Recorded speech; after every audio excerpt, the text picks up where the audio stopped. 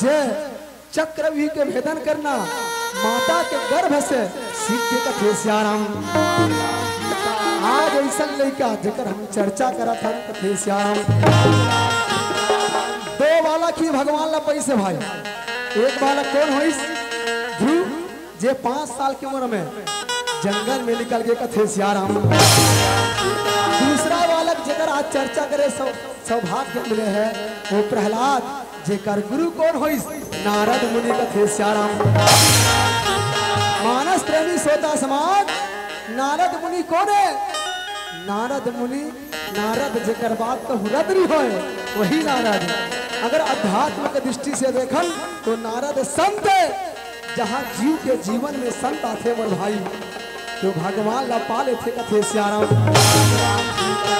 ये प्रहलाद कौन है भैया? विश्वास के मूर्ति है। संत मन की ये पूर्व जन्म में वही जय विजय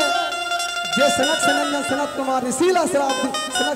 ऋषि श्राप कौन जय विजय ला आज माता के गर्भ में पल के आहे कथे श्याराम। तो नवधा भक्ति के प्रताप जेला संत की ही राम प्रथम भगति संतन कर संगा रामा भाई सिया रामा तुझे रखी मम कथा प्रसंगा रामा भाई सिया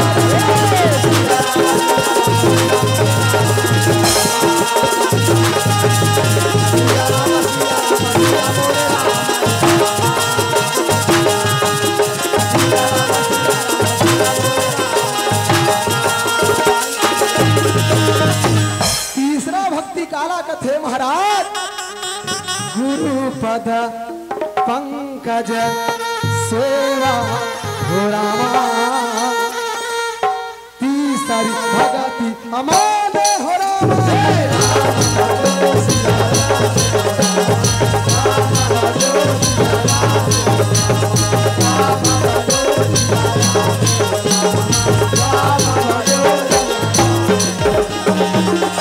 चौथी भगति मम गुण गण करई कपट तजगान। पांचवा भक्ति काला की हिस महाराज जिला मंत्र बना के जपन करत है मंत्र जाप मम दिन विश्वनाशा और पंचम भजन से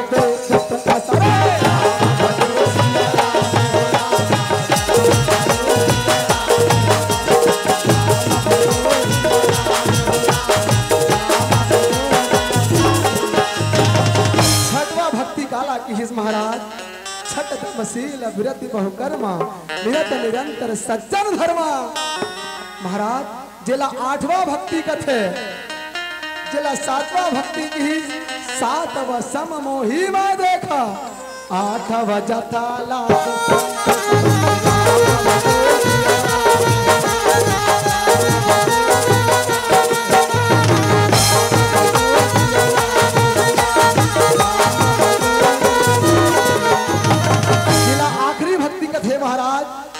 नहुआ सरल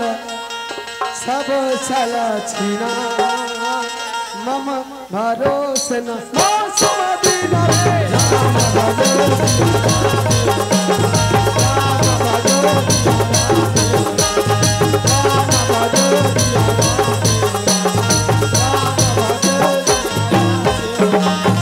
मंत्री मन हेते देख परिसर चंगू होकर बेटा प्रहलाद आज ओकरे शत्रु के नाम ले बते भाई और चल हमारे महाराज कर जल्दी ले बोले जब प्रहलाद लग श्याराम। आज मंत्री मन हेते प्रहलाद के दिन हाथ धरे है राजा के राज दरबार में लेगा थे कथे श्याराम। ये ले महाराज प्रणाम पिताजी आयुष्मान भव पुत्र कथे श्याराम। आज राजा हिरण्यकश्यप अपन पुत्र प्रहलाद का देखे हिदाई पूछे वल्लभ थे बेटा प्रहलाद तय गुरुकुल में शिक्षा ग्रहण करे है सिमरलाल ऐसे कौन से विद्यालय सीखे बेटा ऐसे कौन से शिक्षा ला ग्रहण करे मोला बता दे कथे श्याराम। पिताजी मैं केवल एक ही विद्या सीखे पिताजी अगर ये दुनिया में कोई चीज सार हो ही पिताजी अगर ये दुनिया में कोई चीज महत्व के हो ही तो है ईश्वर के नाम, जेकर नाम के बिना ये दुनिया के कोई प्राणी नहीं कर सके पिताजी। ओ हे श्री हरि विष्णु कथे सियाराम। तोला पता नहीं है जैसे छलिया के नाम लेखस वो मोर परम शत्रु है, जो मोर शत्रु के नाम लेखे वो मोर परम शत्रु है। बेटा प्रहलाद दुनिया वाला मोर पूजा करा थे, दुनिया वाला मोला भगवान माना थे बेटा, मोर पूजा कर थे सियाराम। पिताजी आप तो मोर लिए पूजनी हो, आप तो मोर लिए आदरणीय हो, लेकिन जगत के पिता कोई दूसरा है पिताजी। जिला दीन बंधु दीनानाथ जगदीश थे पिताजी। ओ हे श्री हरि विष्णु कथे सियाराम।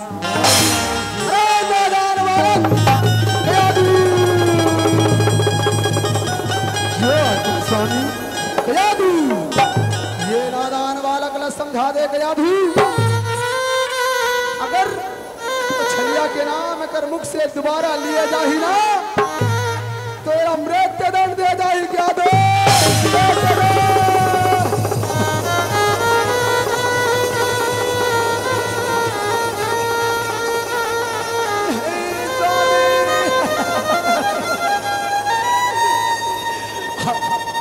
ऐसा मत कहो नाथ, ये तो मेरे पुत्र प्रहलाद है। आप शांत हो जाओ स्वामी, आप शांत हो जाओ, मैं समझा लूं। बेटा प्रहलाद मान का मुहला मुराहकी के तारा मुर्दान के सहारा। मैया आप कैसे बात करते हो दाई, जो संस्कार ना मैं तोर से सीखे हो मैया, आज तक मोला बंद करवा था नहीं मैया। तय मोला 9 महीना ले कोख मर के हसदाई, ओकर कर्जा ला मैं कैसे चुका हूँ मैया। तय महान हस मैया, तय महान हसदाई हे सियाराम। अरे नादान बालक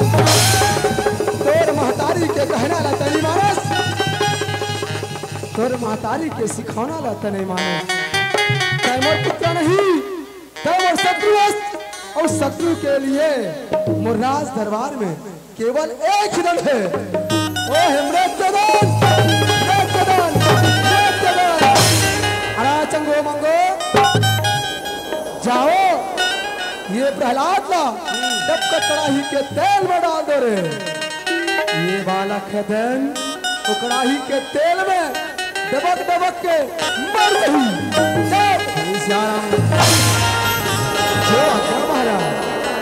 मंत्री मन हे ताई प्रहलाद ना मारे के उपाय करा थे कथे श्याम। राम सिया रामा, राम सिया रामा, लखन सिया रामा, भारत दिया रामा।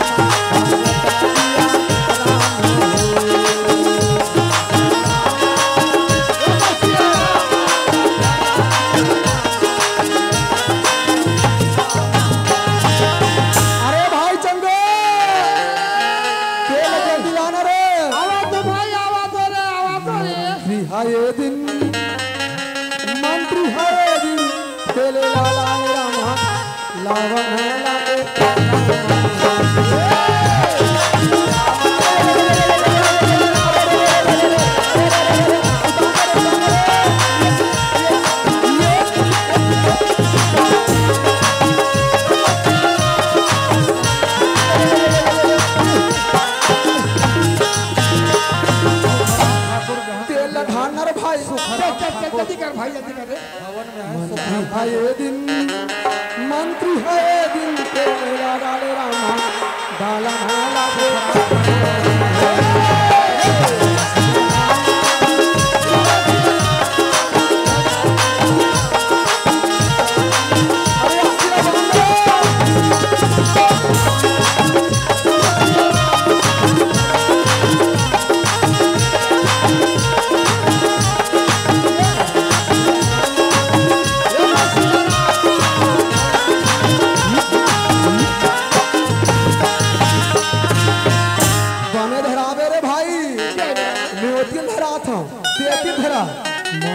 ये दिन मंत्री है ये दिन आगिया बारे राम बारा ना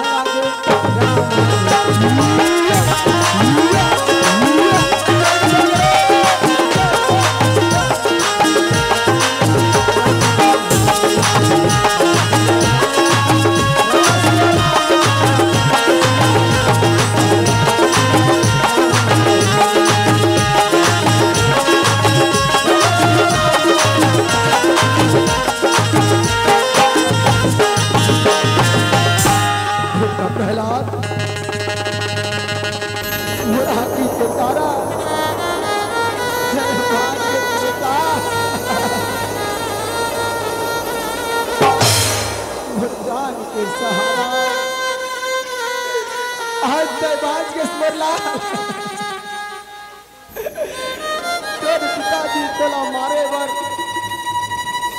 आज डबका चढ़ाई के तेल में डलवा दी बेटा मान जा मुरला चोर बिना नहीं रह सको बेटा मान जा बेटा के श्याम मैया तैमोर चिंता कर खजाई जेकर रखवारी करिया प्रभु श्री हरि विष्णु है मैया जेकर रखवारी करिया प्रभु श्री राम है मैया वो जीव लाता कुछ नहीं है मैया जा मारने वाला वही है दाई बचाने वाला वही है मैया जाओ श्याम मारने वाला है भगवान बचाने वाला है भगवान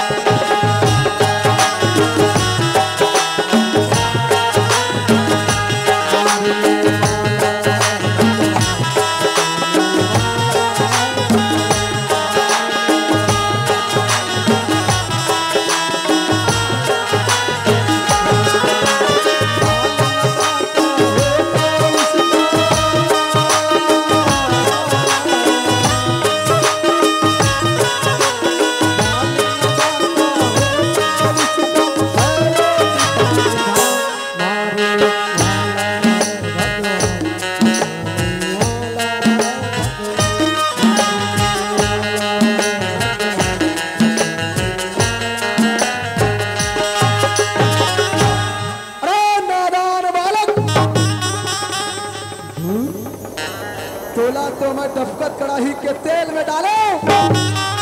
तब होने तरवाज के बेटा प्रहलाद अभी भी वक्त है तैमान जा नहीं तो बेमौत मार दिया जाएगा पिताजी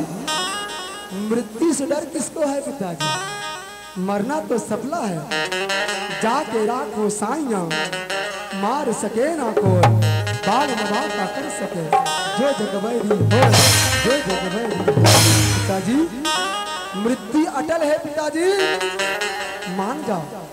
हम सब ईश्वर के अंश हैं ईश्वर अंश जीव अविनाशी चेतन सहज अमन सुख राशि पिताजी ईश्वर केवल एक हो सकते है हम अंश हैं पिताजी ये बात सत्य है स्वीकारा कथे श्याम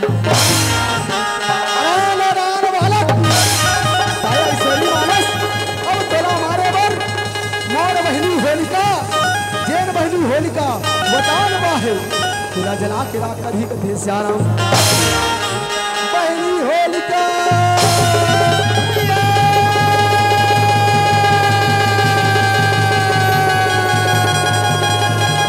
प्रणाम भैया आयुष्मान भवन बहनी होलिका तुला वरदान मिले है बहनी कि तय 12 गाड़ा लकड़ी ला चिता बना के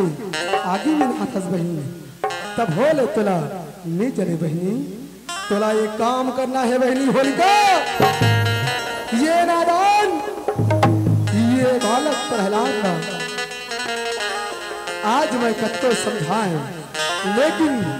ये वाला खतेन मोर शत्रु छलिया विष्णु के नाम लेते बहनी इला चिता में धर के बैठ जा ये नारायण है तेन जल के राखो दे तय बात जब कथे श्याम भैया तय चिंता मत कर भैया तो आज्ञा के पालन हो ही भैया जरूर पालन हो ही कथे श्याम माता सीता का यादू है तेंदाई होलिका ला बुलाए देखे है आज नैनों से अश्रु के धारा बहाते कथे श्याराम नहीं स्वामी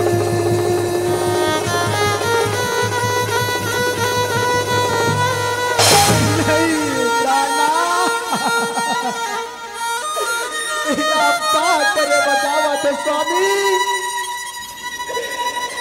ये तो हमार पुत्र प्रहलाद है प्राणनाथ हमार कुल के दीपक ला बुझाओ मत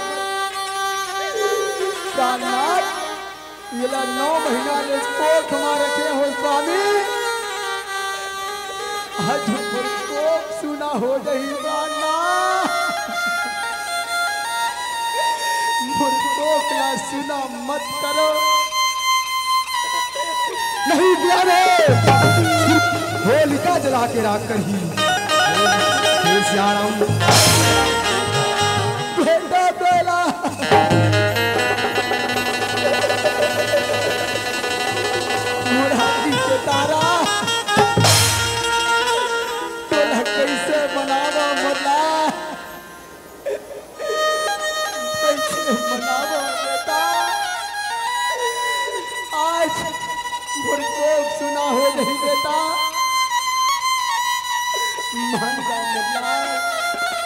मान जा बेटा कैसे मनावो बेटा ये श्याम कैसे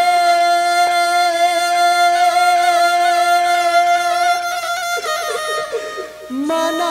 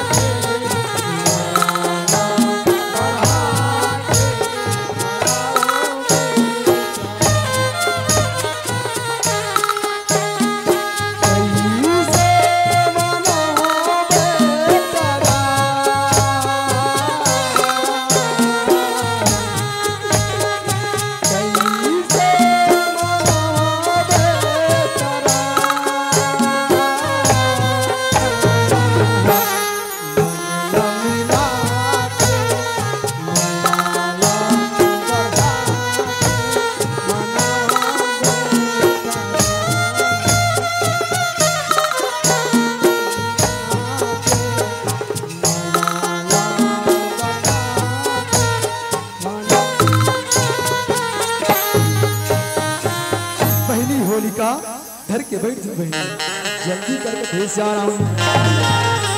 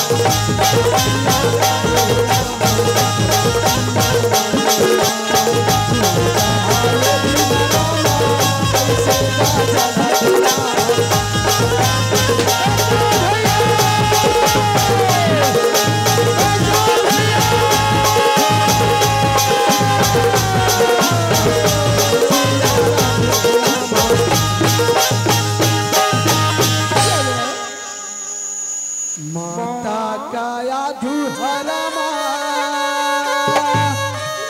बेटा प्रहलाद तय भाग के स्मरलाल मोर आँखी के तारा तय भाग के बेटा आज मोर छाती जुड़ा गए बेटा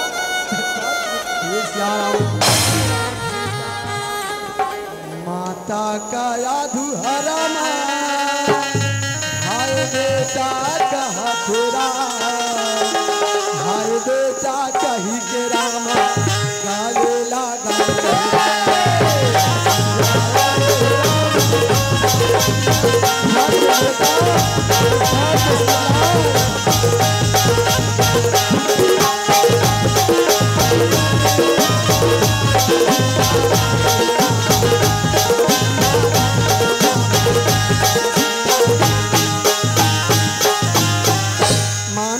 सोता समाज आज राजा हिरण्य के बहनी होलिका जे वरदान पा इस काकर से भगवान शिव जी से प्राप्त करी इसका थे सियाराम जे शिव के वरदान आज तक खाली मिले है सियाराम लेकिन वरदान कैसे शराब साबित हो गए कथे सियाराम तो होलिका जलिस तो जलिस का वर सियाराम जलाने वाला कौन है और जले काबर है कथे श्याराम संत मन है तेना अनेक विचार लदीस अनेक मतलब से श्याराम की वरदान हमेशा परोपकार के लिए मिलते भाई सत्य कार्य के लिए मिलते धर्म कार्य के लिए मिलते परमार्थ के लिए मिलते कथे श्याराम लेकिन होलिका है ते आज बड़ा अधर्म और नीति के रास्ता अपने से कथे श्याराम कारण होलिका ला जलना पड़ गए भाई आज प्रहलाद माचिस कथे श्याराम तो आगे में जो जले है तो आगे में कौन समा है भाई संत मन की तुम पावक महा करहु जो कर लागो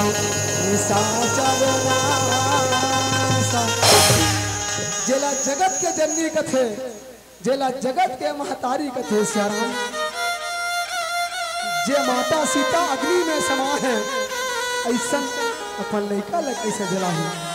होलिका जलिस प्रहलाद माचिस कथे श्याराम जी हाँ हिरण्यकश्यप के राक्षस के पाप है और ऋषि मुनि के श्राप है माता कयाधु के संताप जी हाँ है श्याराम वो परम पिता परमात्मा के प्रताप जी हाँ है श्याराम तो होलिका ला कौन कहा है भैया पूरा सृष्टि जल के राख हो सकते कथे श्याराम आज प्रहलाद माचे देखे हे श्याराम ये तीव्र उड़ी कृष्णवा में चढ़ गए कथे श्याराम नादान बालक तेरे खातिर मोर बहनी होलिका जल गिरे बता तेरे भगवान के नाम में से कौन से जादू है ऐसे कौन से ताकत है जिन्हें तय बार बार नाम लेस और बार बार बचे श्याराम पिताजी मोर भगवान के नाम में सचमुच में जादू है पिताजी आप मान जाओ बिन पग चलाए सुनाए बिन काना कर बिनु कर्म कराए विधि नाना आनंद रहित सकल रस भोगी बिन वाणी वक्ता वर जोगी पिताजी वो तो पार ब्रह्म परमेश्वर है आप मान जाओ कथे श्याराम अगर तो भगवान कन में है हर जगह है तब मोला का वर नहीं दिखे पिताजी हरि व्यापक सर्वत्र समाना प्रेम ते प्रकट होई मैं जाना पिताजी मोरीश्वर केवल प्रेम से अधिक है आप पहचानो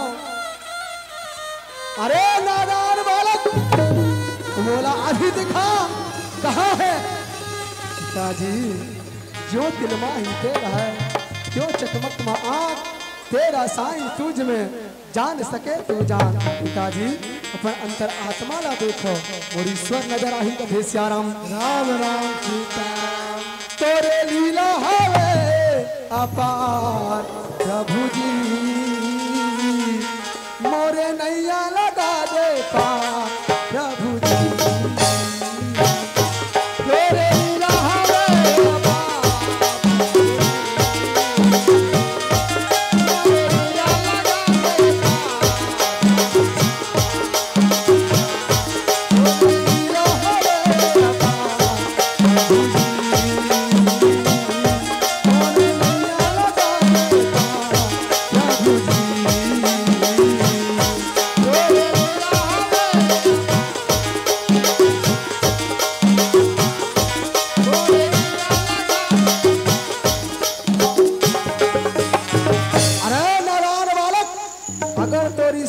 जगह है बोलथस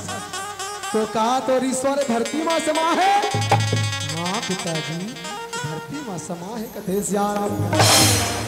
वारे नारायण बालक कहा तो ईश्वर तोले आकाश में दिखाई देवत है। हाँ पिताजी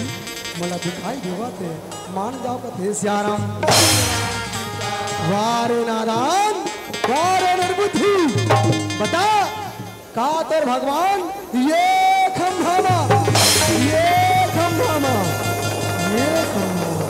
हाँ पिताजी ये खंभा मोर ईश्वर है मान जाओ कथे सियाराम का कहेस ये खंभा तोर भगवान ये खंभाला मैं अभी तोड़ दूं। अरा चंगो मंगो जो आज्ञा महाराज जाओ गदा लाओ रे ये प्रहलाद के भगवान ये खंभा में है कथे रे ये देखो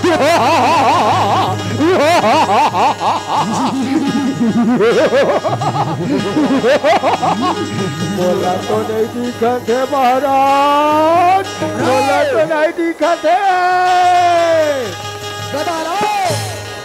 ना रहेगी बांस ना बजेगी बांसुरी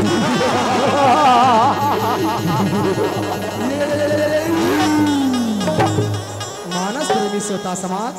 भगवान ला पाए के संत मन है तीन मार्ग बताते भैया ज्ञान वैराग्य और भक्ति का थे सियाराम।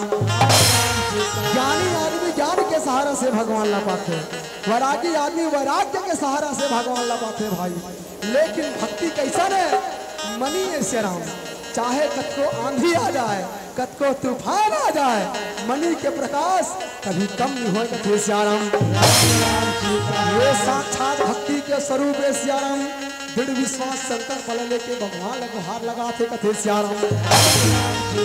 हम तार ले हे प्रभु जी अब धरती माया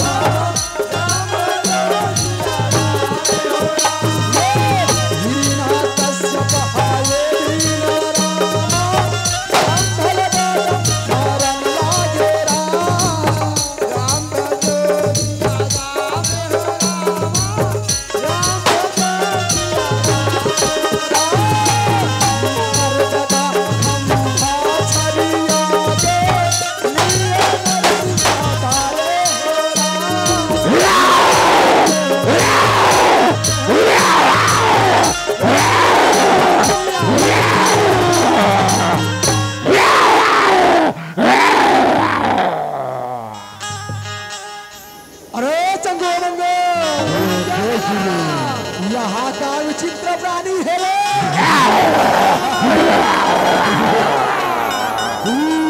बड़ा हयाल का रहा दिखाते महाराज ये तो शेर बरोबर गुर्रावत है।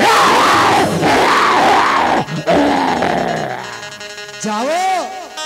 ये विचित्र प्राणी ला बंधी बना लो रे और बंधी बना के हमार 4 नंबर के काल कोठरी खाली है तो 4 नंबर के काल कोठरी में ला दो ताकि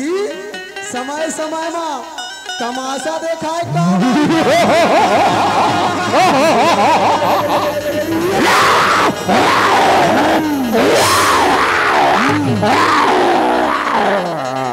बंदी बना लो श्याम राम सिया राम जय जय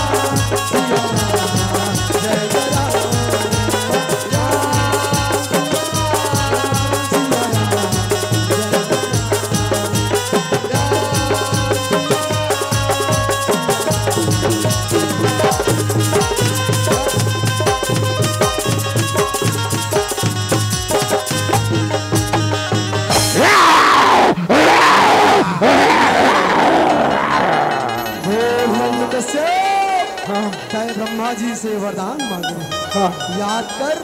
ये दिन है, ये रात है, हाँ ये धरती है, ये आकाश है। हाँ आज चला गोदी में ले है, हाँ। वो आदमी है कि जानवर है, नाग किन्नर यक्ष गंधर्व पहचान ये कौन है। आज चला हमारे बरजावा थे, ना तो हाथ है ना तो हथियार, नाखून से तला मारे बरजावा थे। हिरण्यकश्यप भगवान के नरसिंह है, अवतार है हिरण्यकश्यप, ये त्रिकाल बन गया है।